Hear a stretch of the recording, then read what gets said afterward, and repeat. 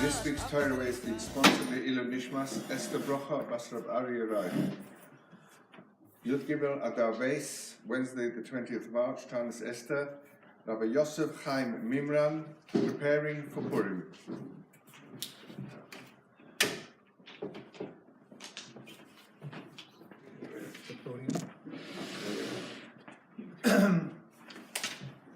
Good morning, everyone. Good morning. Good morning. Nice to be here. Thank you for inviting me here to speak here in London, the Torah Way. No better way to start the day. So we're going to prepare for Purim. Obviously, we know it's Tanis Esther. And I think really the Tanis Esther, many different shots of why the Tanis Esther has been instituted. But really the main reason is really to prepare for Purim. I think we have to really understand that. And there's a special Kedusha in Purim, and there's an Avodas Hayom, besides all the different mitzvahs that we find during the Purim day. So maybe we'll just discuss about that. And before I start talking about the story behind the story of Purim, and what the Avodah is, maybe just a little short Dvar Halacha, which I found was quite interesting. So we know when we start the month of Adar, we know there's a famous saying, Misha Nichnas Adar, Ma'aveh B'Simcha. Everybody knows it, and anybody here that doesn't know this saying? I've never met anybody that doesn't know this. Everybody sings it, and I was very, very curious to find out where is this exactly in Chazal. Anybody know? Yes. It was as Keshem Martin. Right. It's a Mama Chazal, but it's strange. You would think you would find it in Gemara's in the Megillah, right? The Gemara Maseches Megillah. It's not found there. It's actually not found in any of the Rishonim. It's not found in the Rambam, and it's not even found in Shulchan Aruch either, which is a bit strange. We do have a similar saying, like Mr. Rabbi was just telling us, that when you're nichnas av mematim b'simcha, that's brought then in the halacha and in the Rambam and in the Gemara. But this saying of Misha nichnas av is not found anywhere. I challenge anybody to look through Shulchan Aruch, you won't find it over there. But like this Rabbi said, it's in a Gemara in Tanis, of any place. And the Gemara says, Kishem shenichnas av mematim b'simcha, kein kishem nichnas Adar Ma'aveh B'Simcha. So it's a bit of a problem over here, because it's one Chazal, but only the first part of that Chazal, Memati B'Av, has been put into Halacha and brought that in Ram, and the other part, which we're so familiar with saying, Mishenichnas Adar Ma'aveh B'Simcha, that's not found any place in Halacha or the Rambam, which needs a little bit of understanding. Why is that? What's the difference between the Reish and the Sefer? The second question I like to ask you is, as the Gemara continues, the Gemara Tanis Chavtes Amud Aleph, and over the page, the Gemara says, Amar Papa, and it's a famous Chazal again, that when you have a court case against a non-Jew, that you have to be careful if it's in the month of Av to postpone it to a different month. Why? Because there's a reisa, it's a negative month. It's a negative month. And the Gemara says, Amar Papa, and continues that if you have a court case in Adar against a non-Jew, then it's a good time to have a court case against a non-Jew because it's a good month. The Marsha asked the Kasha, he asked the Kasha right off and on, he says he doesn't understand what's Papa going on about. We know there's a Gemara, that's what we take on the halacha, that the Gemara on Shabbos, at the end of Shabbos, Ein Mazel Yisrael. Manav Kamina, when your court case is in Av and Adar or whatever month, we're above all mazalas. So what's Papa going on? And again, this is brought them in halacha about having a court case in Av. So what's going on exactly? Third question I'd like to ask you is about Rashi there, of that Gemara Tanis. Rashi says, you know why Adar is so special? Because you had Nisim that happened in the month of Adar. What's the Nisim? So says Rashi, one nest was Purim, and the other nest was Pesach. the question is obvious. What's Pesach have to do with Adar? Why is Rashi mentioning that the Nisim that happened, what made, on that Gemara of Papa, what made Adar so special is the miracles that happened during Adar, that was Purim and Pesach. Now, Pesach, we all know, it's in the next month, in the month of Nisan. What's Rashi trying to tell us over here with the month of Adar? So Rav Yaakov Emden, in his Sefer, in Chelik Beis, in Siman Pei Ches, he says, he gets a tell. I actually want to move over to the Chatam Sofer. The Chatam Sofer in Chelik Orchaim, Siman Kuf Samach. He answers as follows. And he says the reality is that Ein Mazal Isa. We take it on like the Gemara on Shabbos, at the end of Shabbos. There is no Mazal Isa. So what's going on over here? But rather, he says in Yesod, he gives a few different tools, but this is the one I want to speak about, that it's interesting, Yesod, that even though we're above Mazal Isa, but unfortunately, if we do things which are not correct, api Torah, we can become into the influence of Mazal Isa.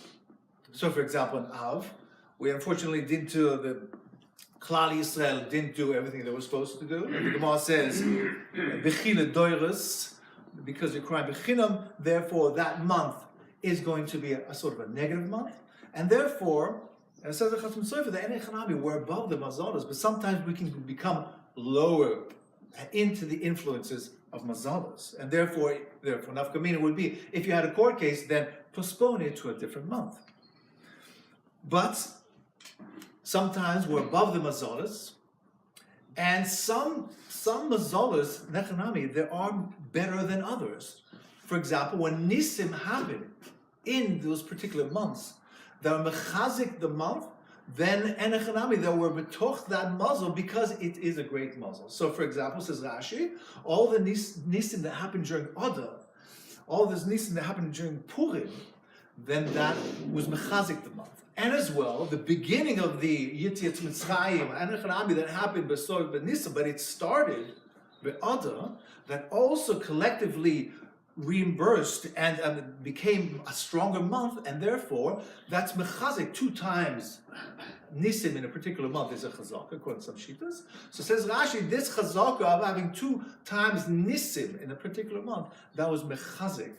That was mechazik the month, and therefore it gives power to that month, and we can fall under that, getting that chizuk of that month of Adar, which we are in now. So we find this whole musig of mazalos and hashpah, but it's interesting. We have another type of hashpah that comes our way as well, especially during this chag, Pesach, Purim, all these different hashpahs that come to us, and that's what we're going to speak about now. And continuing on this theme of Misha Nichnas Adar, Malmi Ben Simcha, we loosely translate this in English. What does that mean exactly? It's a bit of a strange lashon, if you don't mind saying, because loosely translated, we say that those who enter Adar increase Simcha. Now, if we think about that, it's an interesting way of phrasing, because it's not that we enter Adar. Adar is here, and then we participate in whatever we're supposed to be doing there. It's a yom, either it's Pesach or Sukkot or whatnot. What's a Misha Nichnas when you enter Adar? Marvin B'Simcha. Sorry, it's one word, Misha Nichnas. It's not if some Misha Nichnas, when Adar enters. It's just a Masai.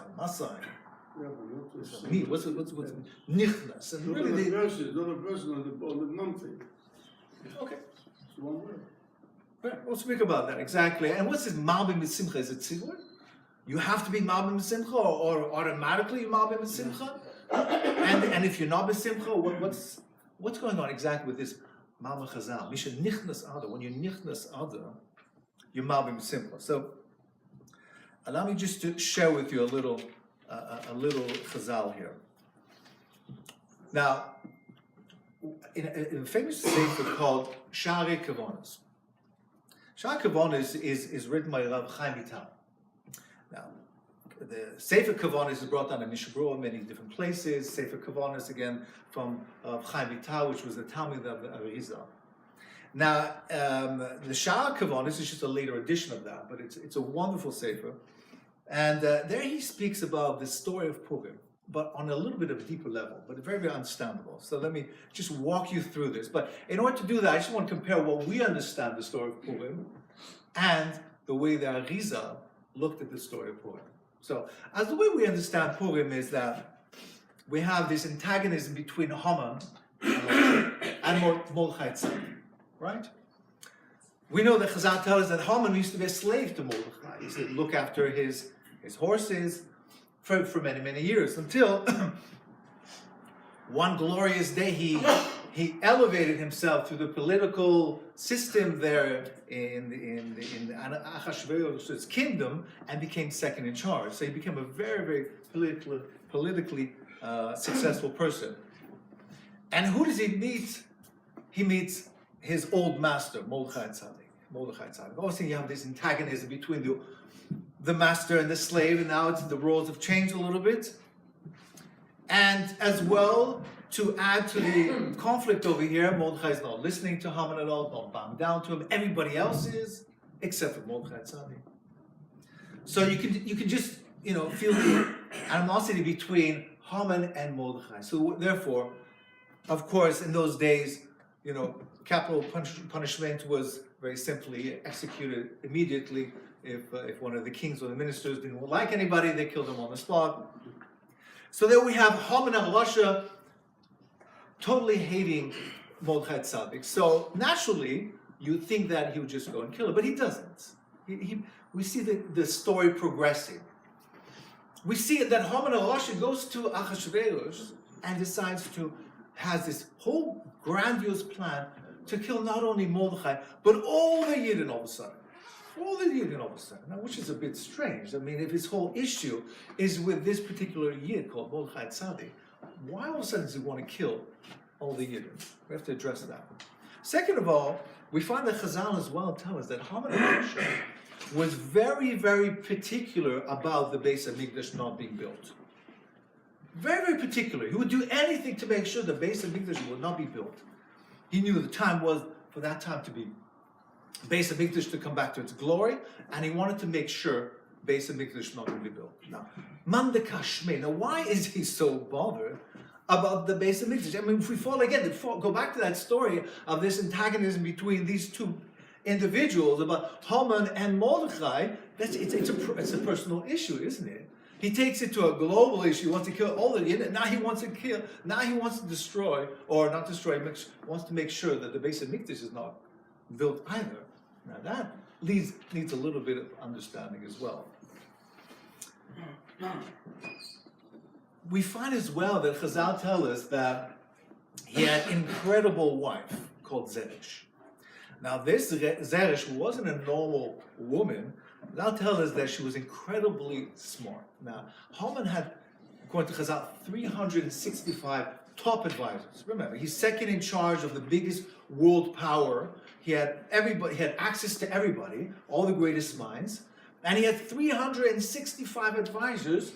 And Chazal tell us that Zeres Ishto was smarter than all 360 advisors. She was a machashefes, she was a witchcraft, and she knew the occult, and she was incredibly wise. And then he had a meeting. He decided to have a meeting with his wife and these 365 top advisors to discuss what they're going to do with Mordechai and Tzaddik. That's what the Chazal put it. They decide that they're going to hang Mordechai Tzaddik on a pole 50 hours. Now let me ask you, Boysa. Again, just to make this a little bit more concrete, again, we have an issue about two individuals over here, a very simple issue. We have somebody who used to be somebody else's slave, now he became a great man, and this other person's not listening to him again, so the obvious solution over here, just eliminate your enemy. No, instead, this grandiose plan, he has this great meeting with all these individuals to find out what to do with Mordechai Tzaddik, where he could have asked a 2-year-old, and 2-year-old would have told him, well, just whatever you want to do with him, kill him, whatever. What's the whole meeting about exactly? How to kill him, to hang him, or to stab him, or to whatnot? Do you need such a big meeting of the greatest minds of that era in order to figure out what to do with Mordechai? To come out with a very simple plan, just kill the pole and hang it? That also needs a little bit of understanding what exactly is going on in the minds of Haman. Okay? So those are the little problems over here. Now, let's understand the way the Arizal understands the story. Now, it makes a little bit more sense now. The way he starts off by telling us, by giving us the picture of who Haman really was. Again, he was a Rasha, but he calls him an astrologer Godol, a Godol in astrology. Now, astrology doesn't mean what we know in astrology over here about the stars and the movements and the constellations, but rather he knew actually to manipulate the Mazars. He knew what was above the Mazars. He had a koichus of Tuma, grandiose, a very, very powerful koich of Tuma. And the Arizal tells us as well, they had a shorish neshama in the deepest, lowest world, which gave him tremendous amounts of powers to see into the future and so on and so forth. He wasn't a normal individual at all. His sons as well. And his plan, says the Arizal, wasn't just to knock out his enemy, Mordechai Tzad, because of this Gaivadik issue. Not at all.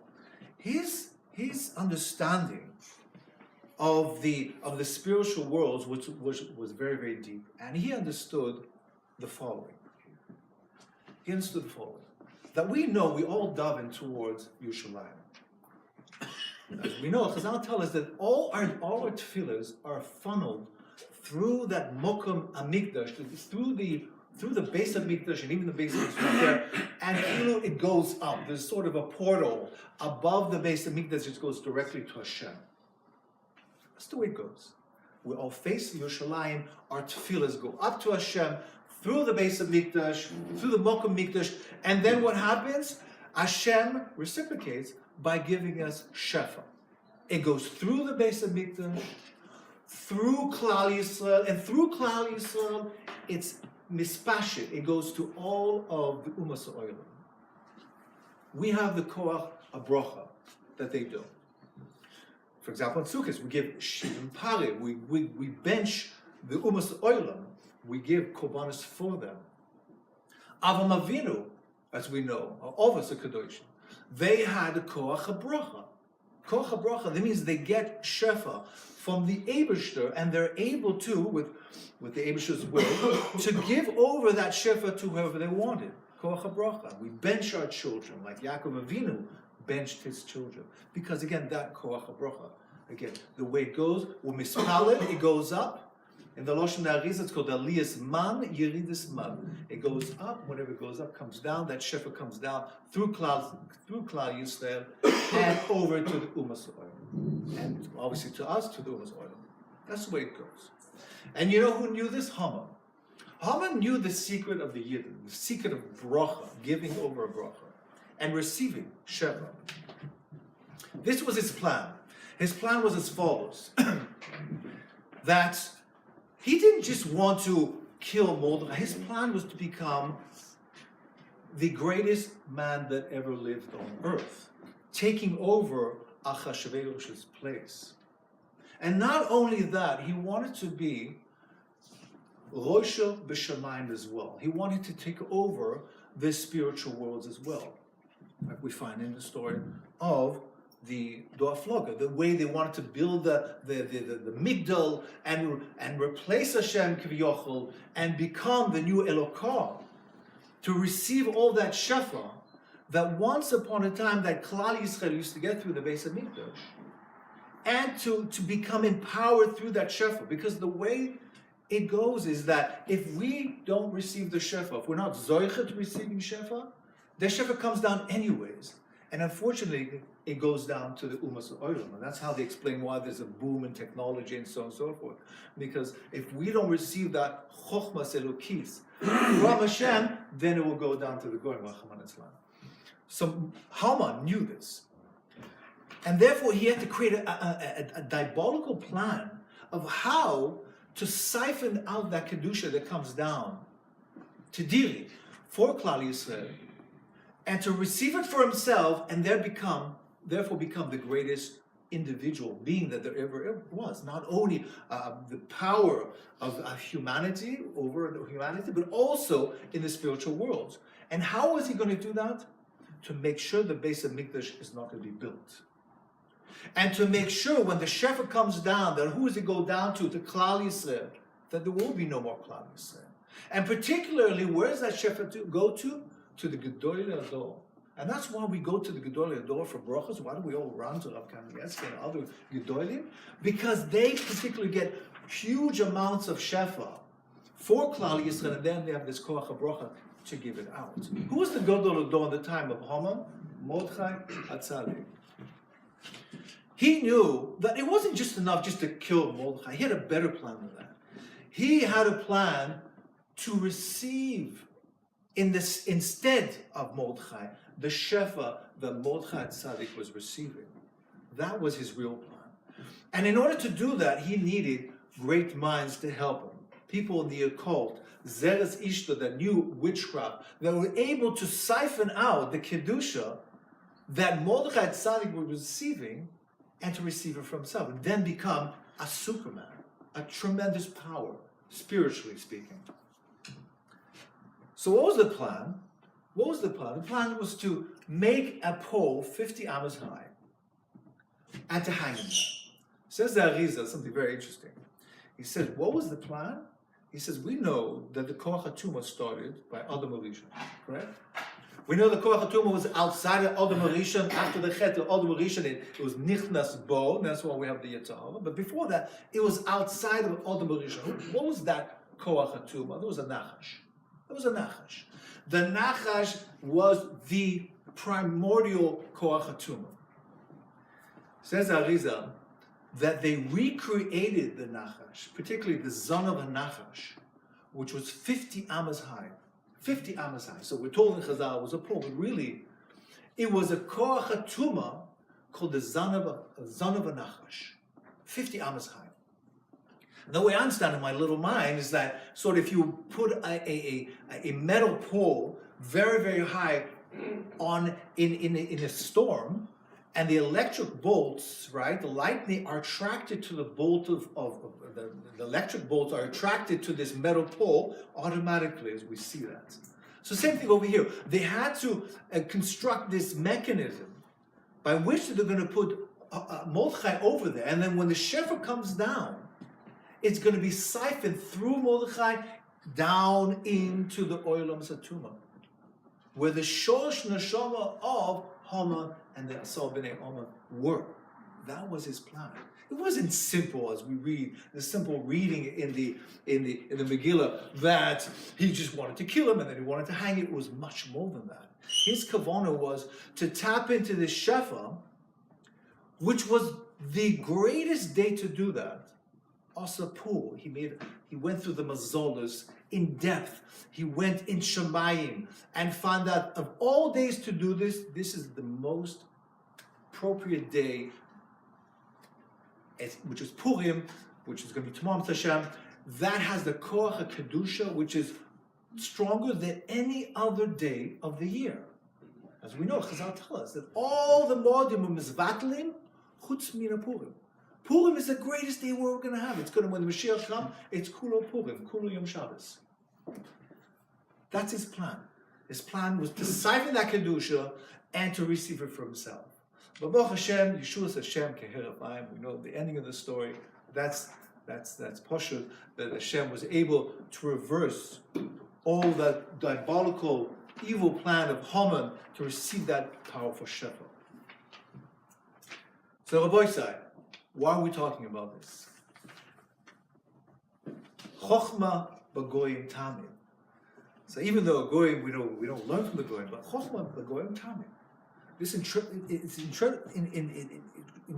incredible individual called Haman Rasha, but nevertheless, he's showing us that on Tamar B'ezrat Hashem, that the Purim has this tremendous power of Kedusha, more powerful than any other time of the year. And that influence, says that Arizal, comes back once a year. We only have once a year to tap into that Kedusha. And therefore, really, that is the avodas hayom. To understand that we have mitzvahs hayom, shlochmanas, yoinim, the suda, and so on and so forth. But the koach tefillah is awesome, absolutely tremendously powerful. And therefore, I know we're very busy. And we're running around in the mitzvah sayom and the suda and trying to catch it before Rov Suda, before Shkia, and so on and so forth. But to spend time to mispalel, it's greater than the Yom Kippur itself. Greater than Yom Kippur itself. Not me, I didn't say it, Chazal said it.